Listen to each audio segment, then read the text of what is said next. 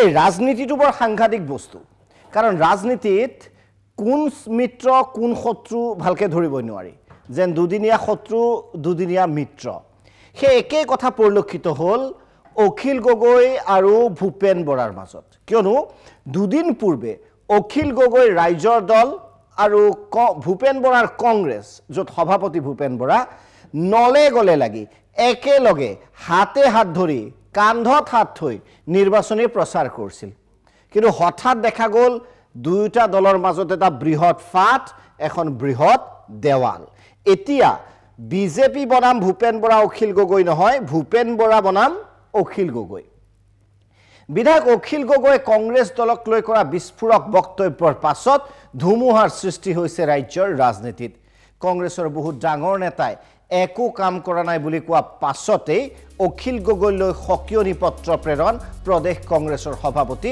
ভূপেন কুমাৰ বৰাৰ শুকুৰবাৰে ভূপেন কুমাৰ বৰাই এই পত্ৰ প্ৰেৰণ কৰে এখন অখিল গগৈলৈ অখিল গগৈৰ বক্তব্যত বিৰক্ত হৈছে কংগ্ৰেছ নেতাকৰ্মী কংগ্ৰেছৰ সাংগঠনিক শক্তি হে নকৰিবলৈ ভূপেন বৰাক হুংকাৰ অখিল গগৈৰ আৰু কংগ্ৰেছ সন্দৰ্ভত মন্তব্য দিয়াৰ পৰা অখিল গগৈয়ে অংশ লোৱা আয়োজক আছিল কংগ্ৰেছ দল ভূপেন বৰাৰ মন্তব্য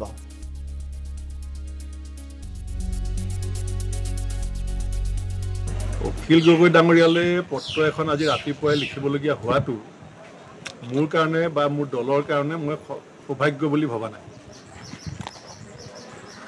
আৰু মই ভাবোঁ এইটো মোৰ নিজৰ এটা চেতনা যে দুষ্টি পিয়ৰ হ'ব লাগে দুশ্মনী পিয়ৰ হ'ব লাগে দুষ্টি দুশ্মনী দুয়োটাই পিয়ৰ হ'ব লাগে আমি যদি কাৰোবাৰ লগত দুষ্টি কৰোঁ সেইটো পিয়ৰ হ'ব লাগে দুশ্মনী কৰিলেও পিয়ৰ হ'ব লাগে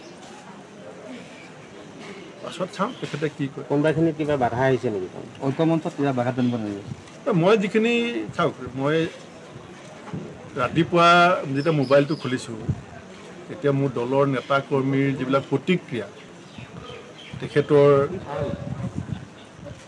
সংবাদ মাধ্যমৰ আগত ৰাজহুৱাকৈ আমাৰ দলৰ বিৰুদ্ধে কোৱা কথাখিনি সন্দৰ্ভত এতিয়া সভাপতি হিচাপে এইটো মোৰ নৈতিক দায়িত্ব যে মোৰ দলৰ নেতা কৰ্মীয়ে যেতিয়া অসন্তুষ্ট হ'ব ক্ষোভিত হ'ব সেইখিনিক মই প্ৰতিনিধিত্ব কৰিবলৈ বাধ্য এতিয়া তেখেতে কি ভাবিছে তেখেতে ক'ব তাৰপিছত আমি কিবা থাকিলে ক'ব আৰু কংগ্ৰেছৰ কঠোৰ ভাষাৰ পত্ৰই ৰাজ্যৰ ৰাজনীতিত তুলপাৰ তুলিছে নিৰ্বাচনৰ ফলাফলৰ পূৰ্বে বিৰোধীৰ ঐক্যমতত সৃষ্টি হোৱা ধুমুহা সন্দৰ্ভত AIDFৰ বিধায়ক ৰফিকুল ইছলামে কয় যে অখিল গগৈ মুখ্যমন্ত্ৰীৰ এজেণ্ট মুখ্যমন্ত্ৰীৰ নিৰ্দেশত কাম কৰে অখিল লুৰিনৰ অভিসন্ধি চলিছে কংগ্ৰেছ দলৰ বিৰুদ্ধে 2026ৰ বিধানসভা নিৰ্বাচনৰ বাবে এই অভিসন্ধি দুই গগৈৰ AIDFৰ নেতা ৰফিকুল ইছলামৰ দৰে ধুবুৰীৰ সাংসদ বদৰুদ্দিন আজমলেও ক'লে মুখ্যমন্ত্ৰী হিমন্ত বিশ্বৰ পৰা টকা লৈ কাম কৰে অখিল গগৈ ৰফিকুল ইছলামৰ মন্তব্য আৰু বদৰুদ্দিন আজমলৰ মন্তব্য বেক টু বেক 2021 চনত যেতিয়া কংগ্ৰেছ AIDF BPF আমি মিলি ইলেকশ্যন খেলিছিলোঁ তেতিয়া অখিল গগৈ লুৰিন গগৈ আপাৰ আসামত কেণ্ডিডেট দি কংগ্ৰেছৰ কেণ্ডিডেটক ধৰাশায়ী কৰিছিল আৰু একফালৰ পৰা কংগ্ৰেছৰ কেণ্ডিডেট হাৰি গৈছিল 2000 4000 5000 ভোটৰ ব্যৱধানত এইটো অখিল আৰু লুৰিন গগৈৰ কাৰণে তেখেতসকলৰ কেণ্ডিডেট দিয়াৰ কাৰণে আৰু সেই যি সময়ত কংগ্ৰেছক প্ৰয়োজন আছিল অখিল গগৈ আৰু লুৰিন গগৈ সেই সময়ত কিন্তু 2021ত অখিল গগৈ কংগ্ৰেছৰ লগ নিদিলে MP ইলেকশ্যনত কংগ্ৰেছে কৰিব লাগিছিল BPF UDF আৰু কংগ্ৰেছ মিলি অসমত যুঁজিলে 7-8খন আসন নিশ্চিতভাৱে পোৱাৰ সম্ভাৱনা আছিল কিন্তু হেতু অখিলে আহি আকৌ যি সময়ত অখিলৰ দৰকাৰ নাই লুৰিন গগৈৰ দৰকাৰ নাই সেই সময়ত আহি কংগ্ৰেছৰ লগ দিলে আৰু আমি BPF আৰু UDFক কংগ্ৰেছে সাইড কৰি দিলে এতিয়া আকৌ ইলেকশ্যন গুছি গৈছে আকৌ 26ৰ ইলেকশ্যনত অখিল গগৈ আৰু লুৰিন গগৈ এই দুইজন কংগ্ৰেছক লগ নিদিয়ে আৰু সেই ইংগিতটো অখিল গগৈ দি আছে লুৰিন গগৈ অখিল গগৈ তেখেতসকলে আকৌ দুটা শক্তি এক হৈ আপাৰ আসামত 26ৰ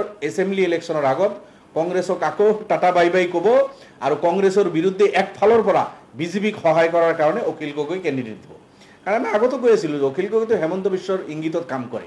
মোৰ একো ক'ব লগা এইটো হ'লে অখিল গগৈ যিটো কৈছে এইটো সঁচা কথা। কোনো জেগাত যেতিয়া কোনো ডাঙৰ MLA সকলে কংগ্ৰেছৰ সাথ দিয়া নাই, নিজৰ ৱৰ্কাৰসকলে সাথ দিছে। মই মোৰ ধুবুৰীত এইটো পাইছোঁ, নগাঁৱত এইটো পাইছোঁ। কংগ্ৰেছৰ ডাঙৰ নেতাসকলে কোনো কাম কৰা নাই, বলকে বিৰোধী কাম কৰিছে, চুপচাপ থাকিছে।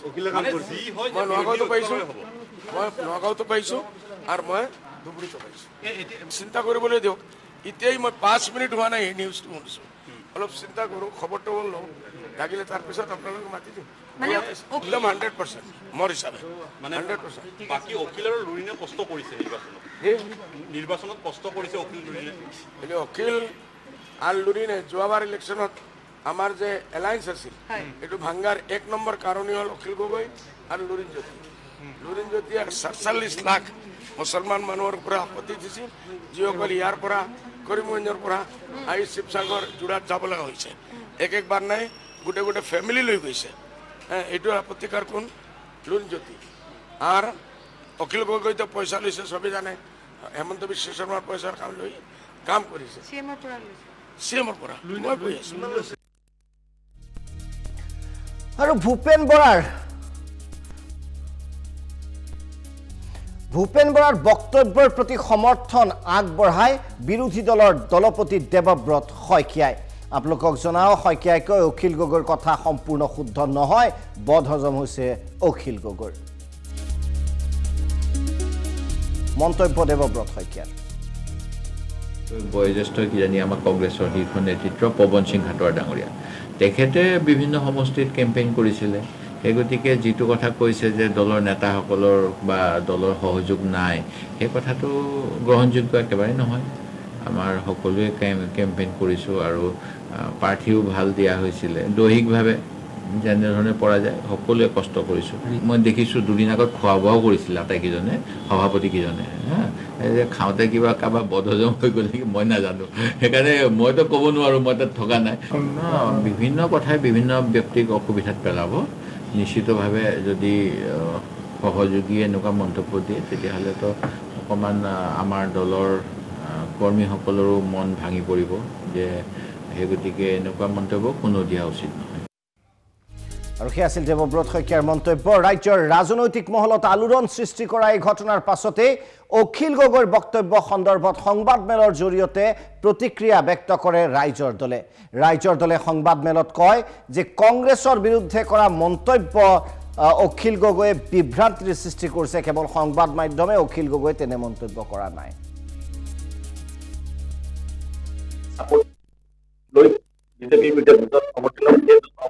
নাছিল যদিও আমি ধৰি লওঁ, কাৰণ জনসাধাৰণে নিৰ্বাচন বিজেপিৰ বিৰুদ্ধে খেলিছে 1 নম্বৰ, আৰু বিজেপিৰ কথা হৈছে প্ৰাৰ্থী নিৰ্বাচন সুন্দৰ হৈছে।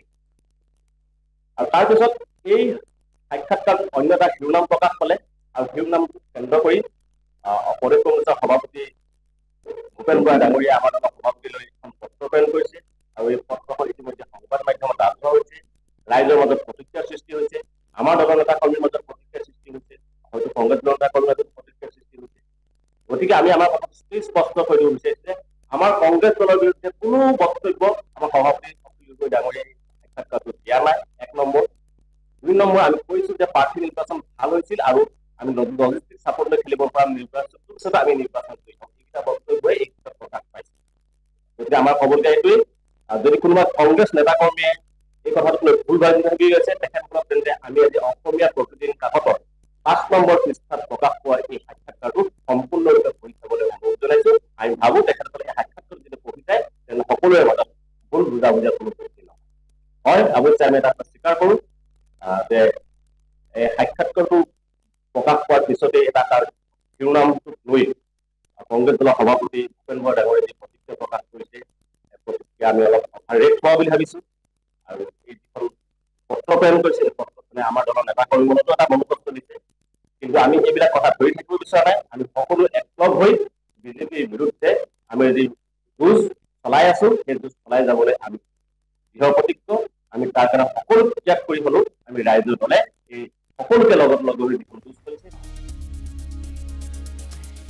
সেয়া আছিল ভাস্কৰী শইকীয়াৰ মন্তব্য গতিকে কিছুদিন পূৰ্বে মিত্ৰতাত থকা বা বৰ্তমানেও আনুষ্ঠানিকভাৱে মিত্ৰতাত থকা ভূপেন বৰা আৰু অখিল গগৈৰ মাজৰ বাকযুদ্ধ হৈছে গোটেই এই এক প্ৰকাৰ ভুল বুজাবুজি ৰাইজৰ দলে যিদৰে কৈছে যে বিভ্ৰান্তিৰ সৃষ্টি কৰিছে সংবাদ মাধ্যমে নে জিভা পিছল খাইছে নে গোটেই বিষয়টো কেনে ধৰণৰ হয় সেয়া পৰৱৰ্তী সময়ত দুয়োটা দলে অৱশ্যে স্পষ্ট কৰিব বা বহি হয়তো আলোচনা কৰিব